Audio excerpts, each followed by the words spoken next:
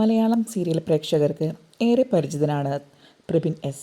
വ്യത്യസ്ത കഥാപാത്രങ്ങളിലൂടെ മിനി സ്ക്രീനിൽ തൻ്റെതായ ഇടം നേടിയ പ്രബിൻ ചുരുങ്ങിയ കാലം കൊണ്ട് തന്നെ നിരവധി ആരാധകരെ സ്വന്തമാക്കിയ നടനാണ്.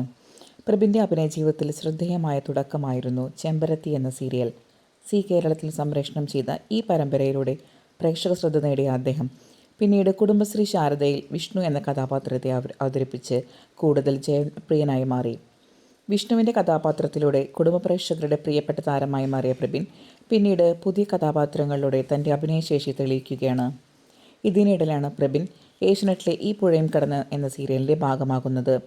2026 ആരംഭിച്ച ഈ പരമ്പര അച്ഛൻ്റെ അപ്രതീക്ഷിത മരണത്തെ തുടർന്ന് ജീവിതത്തിൽ വലിയ പ്രതിസന്ധികളെ നേരിടേണ്ടി വരുന്ന ഒരു കുടുംബത്തിൻ്റെയും 4 സഹോദരിമാരുടെയും കഥയാണ് പറയുന്നത്.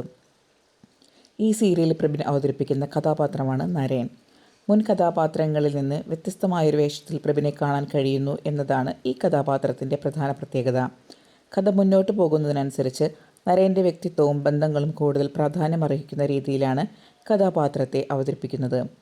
പ്രബിൻ്റെ അഭിനയത്തിലെ സ്വാഭാവികമായ രീതി തന്നെയാണ് നരേൻ എന്ന കഥാപാത്രത്തെ കൂടുതൽ ശ്രദ്ധേയമാക്കുന്നത്.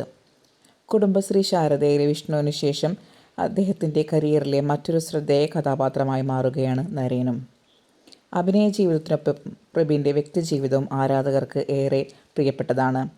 2021 ജനുവരി 24 സ്വാതി എസ് കുമാറിനെ പ്രബിൻ വിവാഹം കഴിച്ചത്. തൃപ്രയാർ ശ്രീരാമക്ഷേത്രത്തിൽ വെച്ചായിരുന്നു വിവാഹം. ചെമ്പരത്തിയിലെ തുടക്കം, കുടുംബശ്രീ ശാരദയിലെ വിഷ്ണു, ഇപ്പോൾ ഈ പുഴയും കടന്നിലെ നരേൻ. ഓരോ കഥാപാത്രത്തിലൂടെയും തൻ്റെ അഭിനയ മികവ് തെളിയിച്ചുകൊണ്ട് മുന്നോട്ട് പോവുകയാണ് പ്രബിൻ എസ്. ഇനിയും നിരവധി മികച്ച കഥാപാത്രങ്ങളിലൂടെ പ്രേക്ഷകരെ അമ്പരപ്പിക്കാൻ പ്രബിന് കഴിയട്ടെ എന്ന് ആശംസിക്കാം.